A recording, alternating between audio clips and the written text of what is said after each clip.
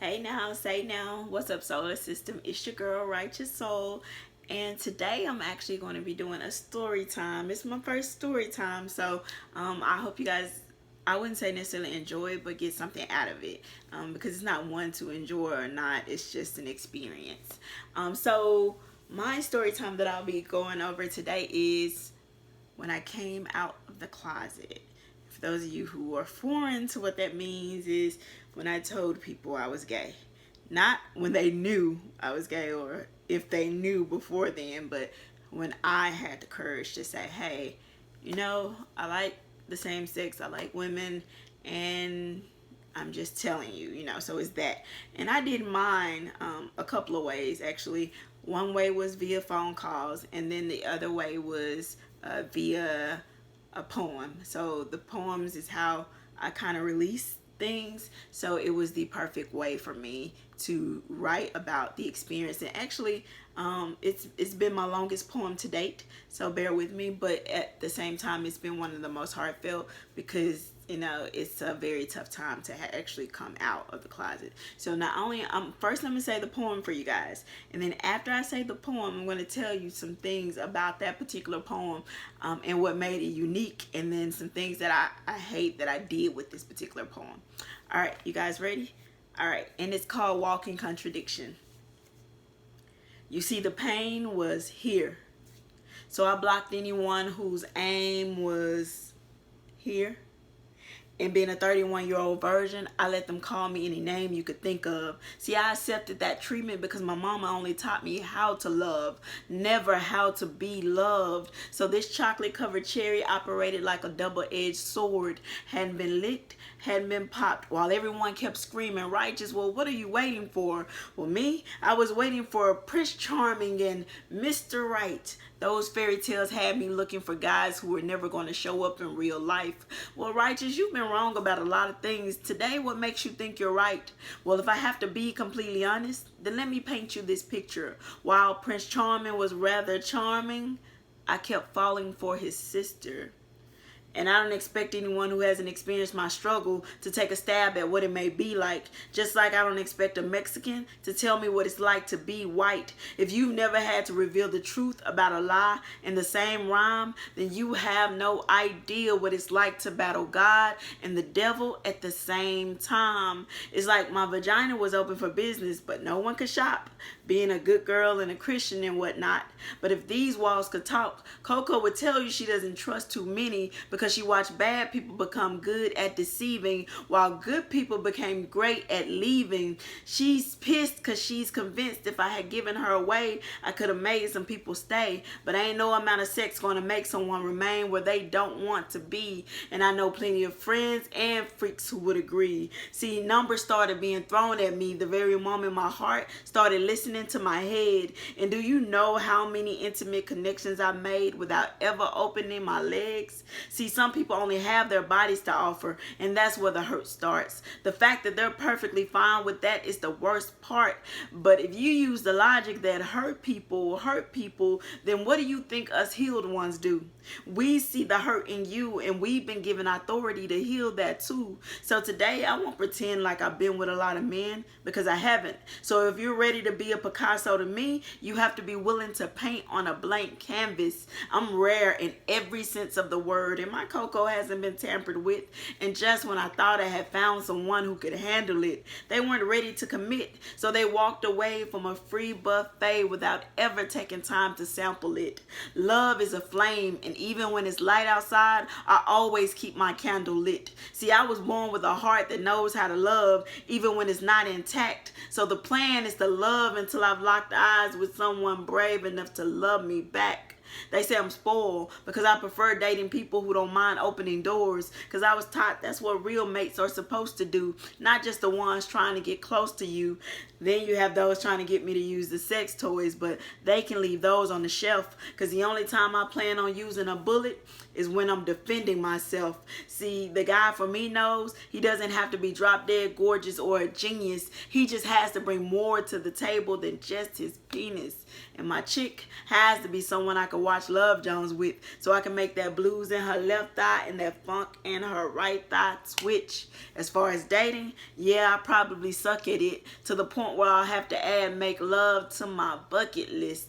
But I'm like the most beautiful kind of suffering. I just refuse to keep uploading my feelings to people whose hearts are constantly buffering. See, some were too worried about turning me out, I guess, neglecting the fact that I was capable of tuning them into something more than just sex.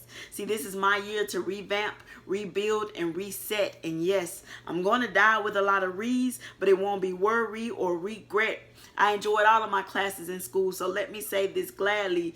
Chemistry is the only way you're ever getting to any parts of my anatomy. I'm straightforward, so I need no further explanation. And the only time someone undeserving is ever getting my heart again is in a game of operation. See, I played the fool too many times, and like my Coco, a few times a month my heart bleeds, because it just can't seem to find the kind of band-aid that the heart needs. See, I know I'm a good catch, but even a fisherman has to throw a few good ones back. I am a walking contradiction. I'm a bisexual who loves God, who loves sinners who aren't just Christian. It's me all along I've been trying to convince. See, I've been on both sides so long, all I know is defense. And it wasn't hard to keep my V card next to my debit, because I've never been the type to let a man or a woman give me a negative balance then try to use God as credit. See, I don't even feel worthy speaking his name when I have such deep confessions.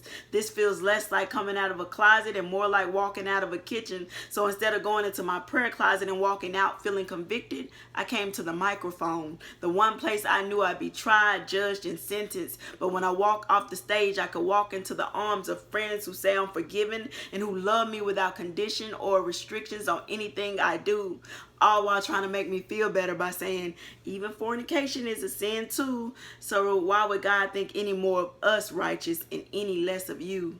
See, some poems I write for people who have locks on their hearts, because my story is their key. Today, I wrote a poem that was only designed to free one person, me. See, some will call it brave, but soldiers are brave. This isn't bravery. This is me being honest with the world and the only God capable of saving me.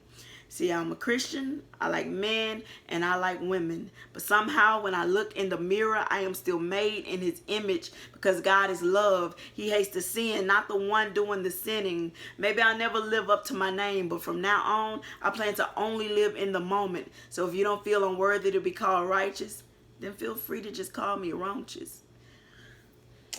All right, that is Walking Contradiction. It's the hardest poem I've ever had to write. It's the longest poem I've ever had to write. And it's the most truthful poem blended with lies. So, what are the lies? How do you tell your truth and sprinkle lies in it? Easy. For someone coming out of a closet on a scene that's so judgmental, in a world that's so judgmental, it's almost easier, or like a safety net, to say you love men and women. And the thing is, I do find men, you know, there are men you could say are handsome, or, you know, he's an attractive guy, you know, but as far as being a bisexual, it was easier to say that than it is to say, hey, I love all, I only like women. You know, it was so, I don't know why, but it felt like softening the blow. You know, punching somebody, but softening the blow with something, you know, giving them something on top. So my story time is, you know, I did write that coming out of the closet poem, but I wrote it while only half of me was coming out. The other half was still saying, hey, I like men too, but I've never dated a man. I've had crushes, and, you know, that little connection you have when you're younger. But as I grew older, to know what I really want and what I truly love, and that is women. And that goes against everything I've been taught. I was raised in a religious upbringing, and that's just a no-no. Like, I didn't see that anywhere. I never watched it on TV growing up. Like, I never saw it enough for me to be mirroring something that I saw. So that is false. Anyone out there saying that, oh, they're mirroring what they saw, or, you know, or whatever they want to say, it no longer matters to me, because I've been able to tell my truth to my family, my friends, and the people that are around me. And then as I grow through life, I make sure never to cover that up ever again, you know. So yeah, I may see someone who's the opposite sex, and, you know, may find them attractive in a sense of, hey, that's a nice looking gentleman, but not necessarily to mate them, if that makes sense. So I've had I've had several instances where people thought like I wanted their man, or because we had such a good connection, and also because they could call or text me at any time of day or night. And the thing is, I'm just that kind of a chick where you can do that with. And I've learned actually to start being more respectful of the fact that if someone is dating now, without what I don't know, I can't tell you. Like, if they don't tell me they're dating someone, then I don't mind taking a picture or something like that. But when I know someone is dating someone else, I make sure to keep those boundaries. So I'll make, like, my video editor, he is dating someone, and I make sure to say, hey, tell your significant other that I said thank you for letting me borrow you, thank her for letting me borrow you for the time that I had, especially if it's at night, because some people are just insecure and you just don't want to run into any issues if you don't have to. So maybe if I'm and inboxing someone late and it's a male and I know they're dating someone, but I had something important, maybe they were booked on my show or something, and I had something important to say to them, then I make sure to say, hey, thank you, could you please let the missus, or can you please let your significant other know that I'm so sorry to disturb you so late. Because some women are always trying to check their mate's phone, or always saying, who are you with? Oh, she doesn't have kids, or she doesn't have so she could be trying to get with you or something because she's single. That's not even how I roll.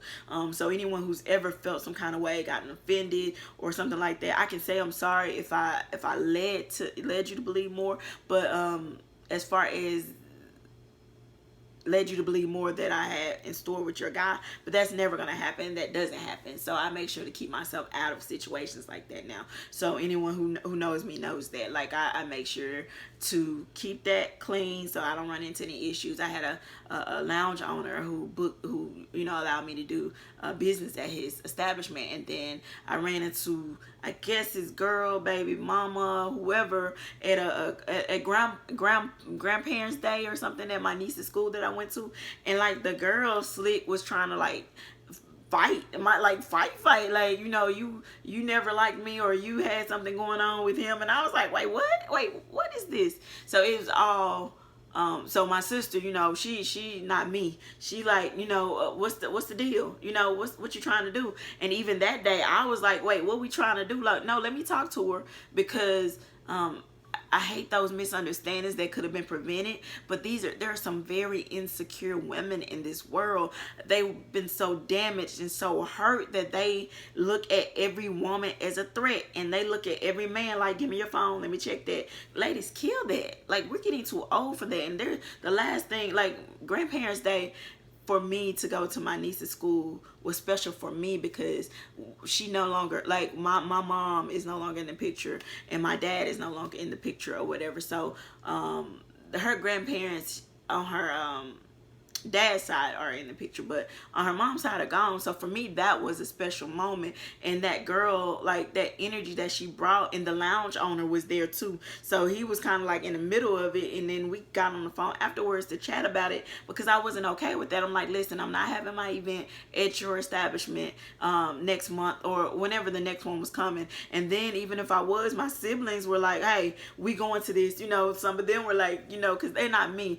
And when it come down to like that violating stuff, they don't like that whole forgiving over and over again, that whole crossing me things. Sometimes you don't even have to cross them but once. With me, sometimes I give that whole little forgiving thing, but now it's a no-go. Now I'm picking up on that spirit, and why they have those kind of spirits, to protect themselves, to protect their hearts, kind of doing that over and over again thing is just, very childish sometimes when you have to keep doing that. So yeah, like, I told the lounge owner, because that's a no-go for me. I don't play those kind of games. But yeah, she thought I was kind of, I guess me and the guy had something going on. But also, there's no telling what the guys are telling the women either. Like, if they see us in, because there are definitely some not just lounge owners, but there are definitely some people, guys around us that do come on to us. We are there to do business, but they do come on to us. They do make inappropriate comments. So being a woman in the entertainment industry, and then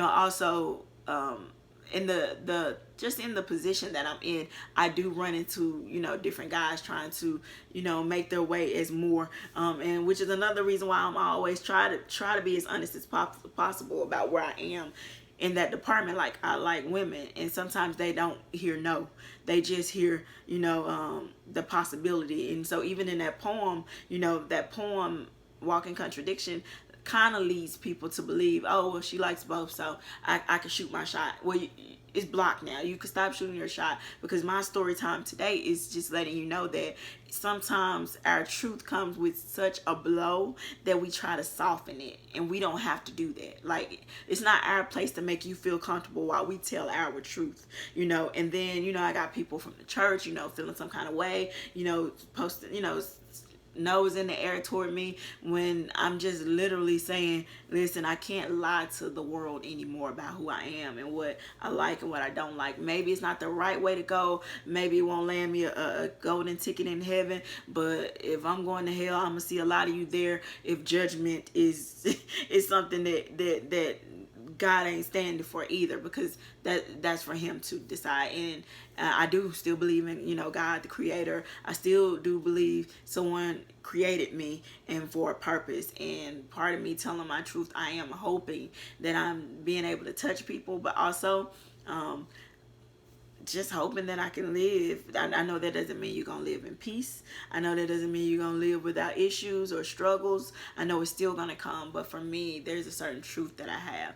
And I remember when my mom passed in 2011, but you got to keep in mind that my coming out poem wasn't written until the end of 2015, and it was performed in 2016. So you got to keep in mind that I did not want my mom to receive a lot of slack, so I never verbally said out loud, unless you know, me and you had some kind of connection and you knew, or unless you just could tell. You know, I'm a tomboy, you know, most people automatically assumed it anyway, that me and like one of my homegirls in high school, who I never even thought of like that, they automatically used to tell us that, you know, oh, y'all have something going on. And my brother's goddad told me once, because he worked with the school stuff and with the athletes and stuff, that, you know, oh, some people think you and so, you know, have something going on. I said, but how? And it's literally because of the closeness of our friendship. And it was literally just that, friendship. And so I try to keep that in mind when I'm trying to be very mindful at I'm 36 now, so I try to be very mindful of the things I do, who I do them around, what I say, you know, and it keeps you out of trouble, but also what you don't say keeps you out of trouble too. So sometimes I don't go around parading it. So somebody recently was like, well, I would have never known, because, you know, but I don't hide it. I just, sometimes it's just, hey, why do you need to know in this moment? If we're character to character, why do you need to know the personal at this point? Yeah, but I'm an open book in a sense, but the chapters are deep. So for you to even, you know, read into me, you need to, you know, come with something of depth, some substance, you know. So yeah, so that's my story time about how I came out. Oh, also, when I was kind of going on with my mom passing in 2011, so that's when I was at the time seeing someone, but, you know, she was on the club closed too. She's still on the hush today. So it's like, I don't know if I can, like, I don't want to be on the hush, you know, but that person is always going to be on the hush, because everyone isn't afforded the same mindset of, okay, or even surrounded by the kind of people that you can even do that with. And I know everyone around me I can't do that with, so I picked and chose. Like, I think from my siblings, it's 10 of us, so that means I have 9 siblings. So from them I picked and chose some to call and some to kind of get it over with. And then I think I stopped with 3 more that I had to tell, but by now they all know. But 3 more, and I started with my sister Lena, because I thought it would soften the blow. Also, if I told her, you know, maybe she'll tell a couple of them, and then word to get around, and I won't have to fit, you know, they already know, and I can get the weight off a little bit, you know. And she already knew. My sister heard stuff in school anyway, a couple of, you know, loudmouth folks around our school, high school, were talking, and she kind of got a whiff of it. So, and then people who live with you kind of know your habits and know things that at least they're suspicious. If nothing else, they're probably thinking that. And for a while, I was saving myself to marriage anyway. So, and then I was like, well, I'm not sure if I see marriage in my future. So, what am I saving myself to? So that was kind of, I went through all these stages, and you got to keep in mind all of that is still rooted in the thought of, there is a God, there is a person that created me, or an entity that created me, and I am here for a purpose. And so, yes, I do believe in the creator, and I do believe in that there's a right way and a wrong way to do things. So I'm not praising where I am at all, because I got a long way to go. And and I pray about it all the time, because sometimes we could be living in our own selfish selves, and then we miss out on the calling or the mark because we wanted to stay rooted in that versus advancing. So yeah, I picked up that phone, and I started calling people, because honestly, once my mom was no longer here, that's who I was protecting, because the church folks are so messy. Ugh. They're so messy. I could give y'all a book on not, I wouldn't say temple, because that's the church, but I would give you a book on the relatives and the people that go to our church that have just kind of been so messy along this journey, not just with me, but with my folks. And I don't like that.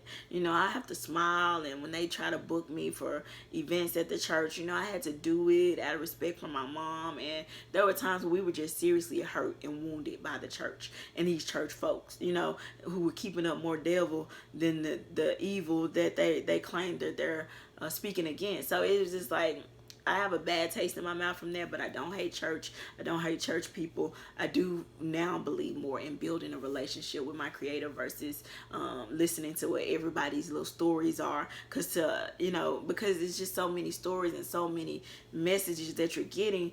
You got to find your way to stay grounded in something solid. You can't build a house on shaky foundation. It's going to tear apart. So I started building my foundation and my layers on a different kind of foundation. So yeah, my sister tell you, like, I called her, and she was like, and then I think my brother, he was like, it is what it is, that's who you like, and some of them, that's how they kind of approached it. And I just was telling them, because without my mom here, I'm not protecting anyone else. I don't have to protect me, because I'm going to make new friends, I'm going to make new people, new acquaintances. I'm going to still get booked in places, even if the church kind of denies me. Though I have a grand testimony in my life, it doesn't matter to them. They see rainbows, and they see you're living a abomination type thing, and they don't give you chances, they don't give you opportunities.